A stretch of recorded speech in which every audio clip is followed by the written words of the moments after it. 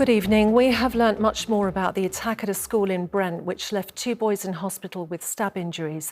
The suspect is believed to be a former pupil who, we understand, entered the school wearing a uniform. He allegedly stabbed a 13-year-old and a 12-year-old. With reports he shouted Allahu Akbar. The police are investigating the suspect's motives, and a possible grudge is one line of inquiry. It's understood the alleged attacker is British and was born here. The incident is not being treated as a terrorist incident. We'll be live in Brent in a moment, but first here's our correspondent Simon Harris on what we know so far. Kingsbury High's lower school was still a crime scene today, 24 hours after 2 teenagers were attacked with a knife. Police said a 13-year-old former pupil got into the school and stabbed another 13-year-old before running downstairs to stab a 12-year-old.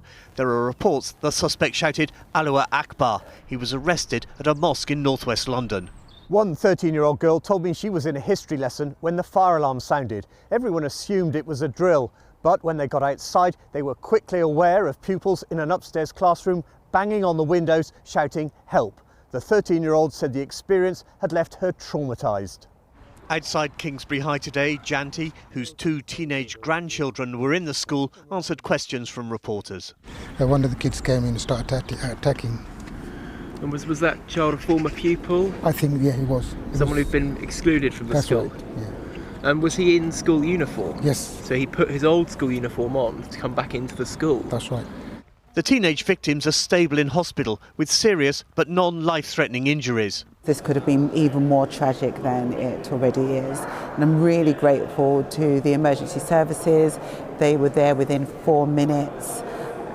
Everything was applied. They had the air ambulance, and that really did save these children's lives. The attack left many parents at Kingsbury High and other local schools understandably anxious. My daughters, they walk to school. So I was really scared, and then I said okay, I will drop them to the school instead of they walk. We just living close by, but still 10 minutes distance of walking. So in that time, I'm scared because school not allowing phone us to contact the children. When you think about the knife incidents in this country, and having a child in such a school and such an incident happening is troubling. The most recent statistics show violent attacks in London schools average more than 1 a week. The Met's counter-terrorist branch is in charge of the investigation at Kingsbury High, but it's not yet been declared a terrorist attack. Tonight, detectives were said to be looking at a grudge as a possible motive. Simon Harris, ITV News, Kingsbury. And our reporter Stuart Robson is in Brent for us now. And Stuart, we've been learning a lot more about the suspect's arrest. Yes, we have indeed. Investigating officers say that the suspect was arrested at a mosque in NW10, a short distance away from here, where he was described as being in a distressed state. Now, this was after people who were in the mosque saw him there, where he also had a knife. Now, this knife was seized when he was arrested by police at the mosque a short time later. Now, we also understand that the 13-year-old, after he was arrested, brought into police custody. It is where he remains this evening on suspicion of the attempted murder of the 2 pupils in the school. Now, officers have also said the 2 addresses that are linked to the suspect have also been searched. The mosque that he was arrested in, police say there was no affiliation between the suspect and being any part of the mosque. Now, this is a lengthy investigation, 30 to 40 witnesses, including many young children, to be interviewed by police as inquiries continue here in Brent this evening. OK, Stuart, thank you very much for now. In other news now, 12 men have been charged with manslaughter over the death of a football fan 6 years ago. Simon Dobbin was attacked after watching his team play Southend United in 2015. He died 5 years later. Mahathir Pasha is here now. Mahathir, can you just remind us what happened to Simon? Well, Yasmin, Simon Dobbin was a father, a husband and a staunch football fan of Cambridge United. He had just finished watching his side play against Southend United in March 2015 before he was attacked by a group of people. The assault left him hospitalised for nearly a year and with severe brain damage. When he was allowed home, he needed round-the-clock care from his family, the injuries being so severe, Yasmin, that he was unable to move or speak. The injuries, as you say, ultimately led to his death 5 years later in October 2020. Earlier on, we spoke to Simon's wife, who explained just how difficult this entire ordeal has been for her and her daughter Emily, and opened up about the void this has all left behind. Lonely, very lonely, because obviously Emily's got her own home now. So I come home from work and I'm walking into an empty house, a lot of memories, and I do feel terribly lonely without him. We didn't know whether he was going to survive or not. And then we had 5.5 years with him at home. And I honestly did not expect him to pass away. So to lose him, when he passed away, it was like losing him a second time. It's been really difficult because I tried to go back and do care work after, but my heart wasn't in it. All I could think about was Simon. So I couldn't go back to the job that I loved doing. Today, Essex Police have described this development as a significant milestone in an extremely complicated investigation. All 12 men are due to appear at Colchester Magistrates Court on the 31st of March. OK, Mahathir, thank you. One of Britain's worst fare dodgers has been spared jail after 112 convictions for not buying tickets. Over nearly 2 years, Charles Brahiri didn't pay rail fares valued at more than £3,000. He's been ordered to complete 150 hours of unpaid work. The son of a man who died after an operation at a private hospital has told ITV News his childhood has been ruined and he wants people to take responsibility. Philip Morris had a gastric band fitted at St Anthony's Hospital in Sutton to improve his health. But 4 days after the operation in 2021, he died from a lack of oxygen. A coroner found his death could have been avoided. Helen Keenan has been speaking to Philip's son and wife. Philip's death could have been avoided. A surgery to improve his health has left his now 16-year-old son without his father. Gone in for a gastric bypass. I thought he was in safe hands with a doctor we could trust, and 4 days later he came out in a body bag. They haven't got time to grieve. They spend it going through reams of paperwork as part of their fight for justice. Basic checks and monitoring weren't done at Spire St Anthony's private hospital, and after his operation, he died from a lack of oxygen. 4 years on, and none of the people involved have been held accountable. I still feel we're suspended in that moment in time before Christmas of 2021, no matter how hard I try to make Christmases now special, they fall short. Well, it feels like reopening a wound every day. It doesn't really feel like we've lived the past 4 years. It almost feels like I might, wake up and this will be a nightmare, but unfortunately it's not. What impact would you say this has had on your family? It's been like somewhere between a bomb and an earthquake. Every failure that we have had to identify through medical records, working with medical experts, and that's what keeps opening up this wound, as Orson says, because it keeps the pain Philip went through present in our day-to-day lives. Spire Healthcare told ITV News London that due to ongoing legal proceedings, we're unable to comment on specific details. We apologise for the distress caused by Mr Morris's death and can confirm that Mrs Morris's claims are being responded to through the appropriate legal channels. We need them to own up to their mistakes and at least show some sort of initiative to end this thing. Philip's family say they're prepared to go all the way to the High Court if needed. For the man who gave his time so freely for others, they will use theirs to get accountability for him. Helen Keenan, ITV News. OK, still to come on the programme tonight. The weather's been so unsettled, people have now started sending me inside photos, but I have got news of something a little sparklier for you on Saturday. See you soon. But first, after 8 miserable months in charge, Thomas Frank has been sacked as Spurs manager. With the team languishing just 5 points above the relegation zone, the club said a change at this point in the season is necessary. Daisy Bissell is at the Spurs Stadium for us now. And Daisy, what went wrong for Frank? Yasmin, to put it simply, Thomas Frank has just yet again failed to deliver a win for Tottenham Hotspur. It was here at the grounds last night, miserable weather tonight, that Spurs were beaten 2-1 by Newcastle. And this isn't just the odd loss here and there that we're talking about. This has been a string of losses and draws for Spurs, and particularly in the Premier League. They last won back in December, and even before that, it was September that they won before that. So, and for the job.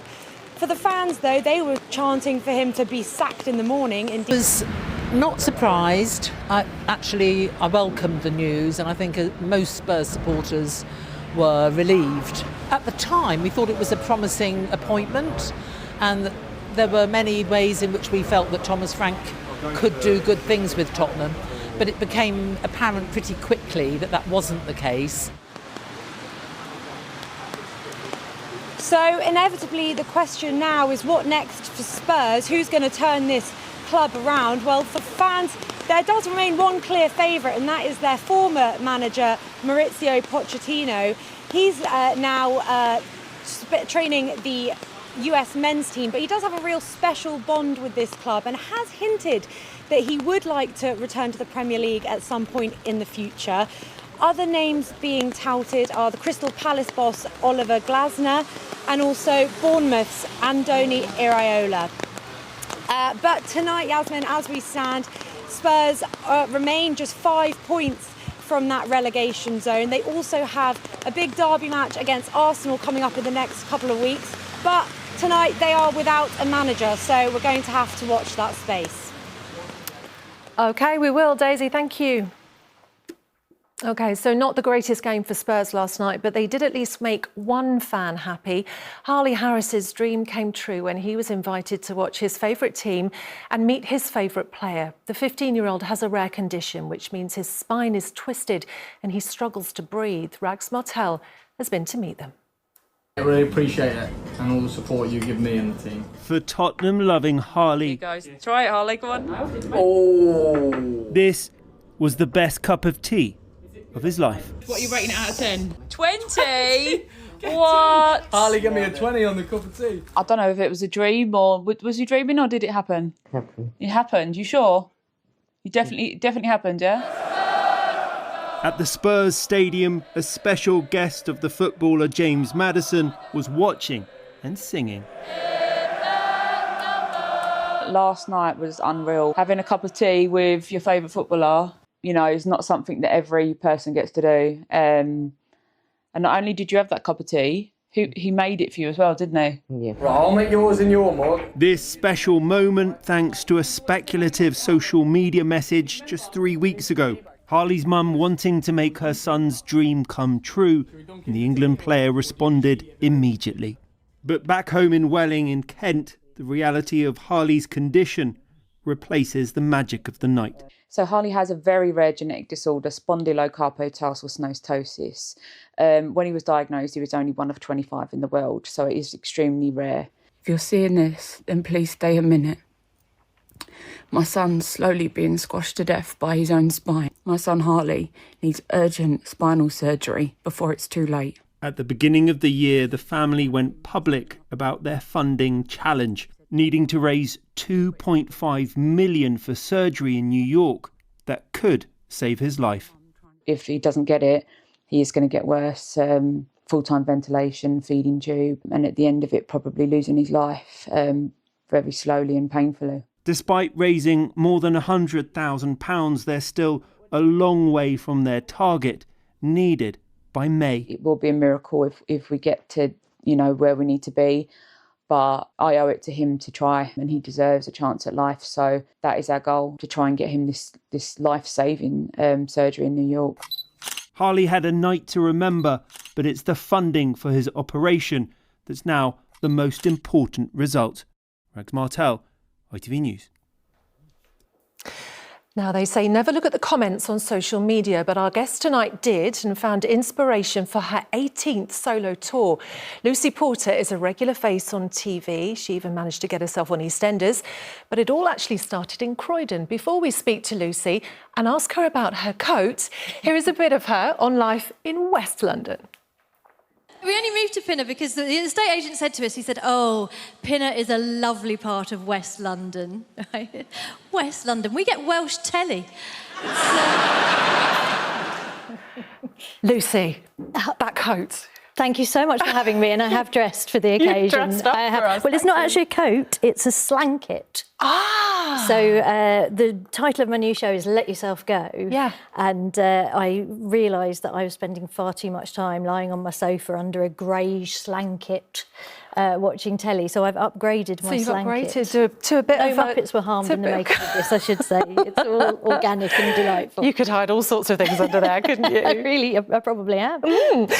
What was this comment then on social media that you read? Yes, so I was doing the Celebrity Antiques road trip, which I don't know if I qualify as a celebrity. I think I might qualify as an antique these days. But somebody very kindly got in touch afterwards to say, oh, it's such a shame about Lucy Porter. She's really let herself go. And I thought, it really made me laugh because I thought it's such a great phrase, isn't it? Let yourself go. Because when you're young and people say you've let yourself go, it's like, yeah, you're dancing on the table, having a great time. Yeah. And then when you're my age, it's like, well, you're lying on the sofa under a slanket eating biscuits. So you've reclaimed it. You've basically taken it back and it's gone... about the joy of letting yourself go. So this show is kind of about the joy of just being a middle-aged person. Because often I think, especially at this time of year, we get quite gloomy and it's dark and it's cold. And I love going out on tour, and my audience are all people of my age. You can smell the deep heat wafting off them as you walk into the venue. And we all just have a lovely time reassuring ourselves that we're, we might be getting on a bit, but we're still having fun. What's this about you having a register at the beginning of the show? I do take the register because it's important to know who you're dealing with. So normally, I would have to say menopausal women is the number one constituent part of my audience, but there's quite a lot of men who've been dragged there by menopausal women as well, who would rather be in their sheds.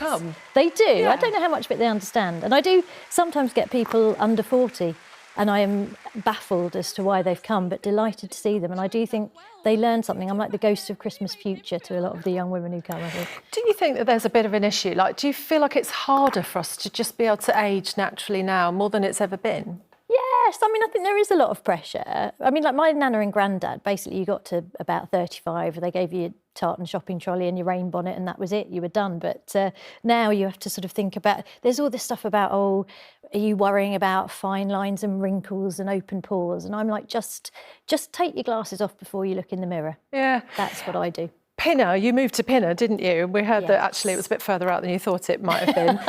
Born in Croydon, if we're right. Yeah, so I've done the South London to North London transition. Yeah. It can be done, but I still love South London. I still love North London. They both have their charms. I'm actually hoping I might be up for manager of Spurs. I was looking at that thinking, oh, I'll throw my hat into the ring. I mean, it's worth it. There's a vacancy, isn't there? Your husband is also a comedian, Justin Edwards. I always want to know, when people are married to each other, they're comedians, what is their house like? Is it like a laugh a minute, or is funny band in the house? It is non-stop hilarity and laughter in our house, she said. It's a lot of arguing about the dishwasher and how to stack it, but he does make up little songs about me on his banjo, about how useless I am at stacking the dishwasher. So, there is an upside to being married to a performer. Standard. Listen, I think we've only got about 10 seconds left, but I think your first date in London is in Finchley at the end of the month, At the Tally-Ho Corner at the Finchley Arts Depot, which I always love. Oh, brilliant. It's so nice to see you. Thanks so much for having me. Thank you. OK, this rain, I think, is continuing. Let's find out what's going on. Here's Sally now.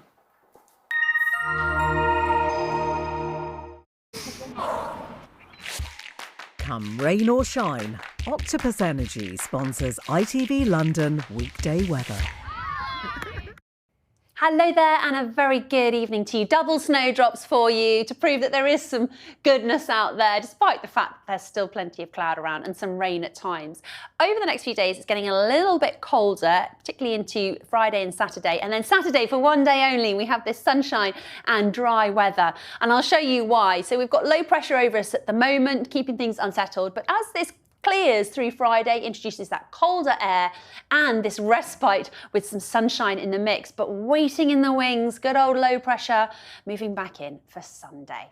Now, as for this evening, I'm afraid there is some rain moving up from the south, so we have got some rain in the mix, but that does clear away as we go through the rest of the night. Some of you will avoid that anyway. By the end, there's potential for some mist and fog forming and some low cloud around as well. Those temperatures, not too chilly though, 7 or 8 are your lows overnight. So again, not freezing tomorrow morning. And there's some early brightness for some of you, but also some cloud and the return of some rain. So another unsettled picture.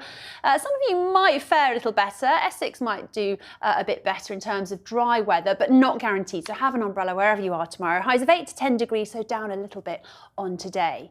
Into the evening, there's still a few showers moving through and the weather remains unsettled. You can see this low pressure clearing as we go through Friday. So watch out for further spells of rain or drizzle on Friday. But then Saturday, we are looking at some sunshine heading our way. Those temperatures are going to be chillier as well. Cold, crisp start to the day. Take care. Cheerio. Octopus Energy sponsors ITV London weekday weather. And that is it. The evening news is next in a few minutes with Charlotte. But for now, from all of us, have a lovely evening. Bye-bye.